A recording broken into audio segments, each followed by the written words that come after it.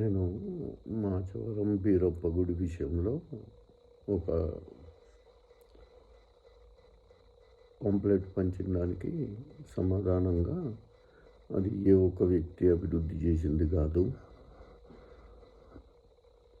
నాకు సమాచారం అందించిన ఒక మిత్రుడు ఇచ్చిన దానికి ఆయనకి గుర్తున్న పేర్లన్నీ కూడా చెప్పి, అన్న మిగిలిన పేర్లన్నీ ఒకేసారి యాదికి రావట్లేదు, ఆ లెక్కల పుస్తకం అన్నీ ఒక వ్యక్తి ఎత్తుకుపోయిండు, అన్ని పేర్లు నీకు రాసిద్దామంటే లేవు. కాబట్టి ఆయనకి గుర్తుకొచ్చిన పేర్లన్నీ చాలా వరకు చెప్పిండు. మొత్తం 3 దఫాలుగా మర్చిపోయినవి గుర్తుకు తెచ్చుకొని చెప్పిండు. అందులో కొంతమంది రాకపోవచ్చు, వాళ్ళ డబ్బులు ఇవ్వలేదని మేము ఎక్కడ చెప్పలేదు. అందుకనే కింద కూడా మరి మీరు రాసింది చదువుకోకుండా నా పేరు చెప్పలేదు అంటే మీ పేరు మీరు చెప్పుకోండి, మేము కూడా పెట్టినామని ఒక ఒక చిన్న పాంప్లెట్ వేయండి, సోషల్ మీడియాలో వేయండి, ఫేస్బుక్లో వేయండి, మాచారం గ్రూప్లో వేసుకోండి. మీరు కూడా ఒకటి తయారు చేసి మిమ్మల్ని ఎవరు వద్దన్నారు. బీరప్ప గుడికి మేము కూడా ఇచ్చినాం పైసలు. ఇగో నేను ఇన్ని పైసలు ఇచ్చిన, మీ కంట్రిబ్యూషన్ మీరు కూడా చెప్పినట్టు అవుతుంది కదా. నేనే చెప్పలేదని నన్ను అడగాల్సిన అవసరం ఏమో పెద్ద ఇది లేదు కదా. నేను అక్కడ ప్రస్తావించినవన్నీ వాస్తవాలే, నేనేమి తెలియని విషయాలు కాదు, అందరికీ తెలిసినయే. అందులో వివరంగా రాసినాం. అందులో ఆ రాసినాటికి మరి మీకెవరెవరికో ఎందుకో ఇన్ని కోపాలు వస్తున్నాయి, అంత అవసరం లేదు.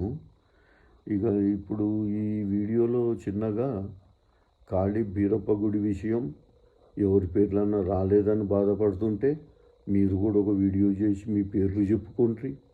లేదంటే కొంతమంది పేర్లేమో వాళ్ళు ప్రస్తావించొద్దని చెప్పిండ్రు, అందుకనే పెద్ద దాతలు పెద్ద మొత్తంలో పైసలు ఇచ్చిన వ్యక్తులే వద్దని చెప్పిండ్రు కాబట్టి వాళ్ళ పేర్లు పెట్టలేవు. వద్దు, మేము దేవుడి మీద ప్రేమతోడు చేసినాం, మన దేవుడి కోసం మన దగ్గర గుడి ఉండాలని చేసినాం కాబట్టి వద్దన్నారని ఒక 2 పేర్లు వద్దని చెప్పిండ్రు. నాకు ప్రత్యేకంగా వాళ్ళు వద్దని చెప్పిండ్రు కాబట్టే అది ప్రస్తావించలే. అందులో వేరే ఇంకా ఎటువంటి ఇది లేదు. మరి దీనికి సమాధానం చెప్పకుండా ఎవరు సార్ అంట, ఏం సారు ఎవరు, ఈ సార్లు గీర్లు ఎవరు ఉండరు. కానీ ఏదన్నా ఉంటే ఆ వ్యక్తి మాట్లాడవచ్చు. నేను ఒక వ్యక్తి చేసిన పాంప్లెంట్కి సమాధానం చెప్పిన, మళ్ళీ ఆ వ్యక్తి చెప్పాలి. కానీ ప్రతి ఒళ్ళు దీని మీద రచ్చ ఎందుక? చిల్లర మాటలు మాట్లాడినంత మాత్రాన నేనేమి దిగజారి మీ స్థాయికి దిగజారిపోను. మీరేం బెదిరిస్తే భయపడేది లేదు. ఇంతకంటే పెద్ద పెద్ద బెదిరింపులే వచ్చినాయి. బజార్లకు వస్తా, అక్కడికి వస్తా అంటే వాటికి ఎవరేం చెప్పేది ఉండదు. నేను చెప్పిన దాంట్లో వాస్తవం లేకపోతే నువ్వు ఇంకొక పాంప్లెట్ రాయి దాని మీదనే. అంతేగాని ఈ బెదిరింపులు అంటే ఒక సంస్కారం లేని వ్యక్తి దగ్గర ఉన్నవాళ్ళు సంస్కారం లేకుండానే మాట్లాడతారు. మాట్లాడే మీ నాయకుడికే సంస్కారం లేదు, ఆడోళ్ళు అనుకుంటా మాట్లాడినరు. ఎందులో వెనకబడ్డారు ఆడవాళ్ళు? అన్నిట్లో ఉన్నారు. మీకు కనిపించకపోవచ్చు అట్లా. ఈ సంస్కారం లేని వ్యక్తుల దగ్గర మీరు సంస్కారం వస్తుందని ఈ గ్రామ ప్రజలు ఆశపడడం కూడా కరెక్టే.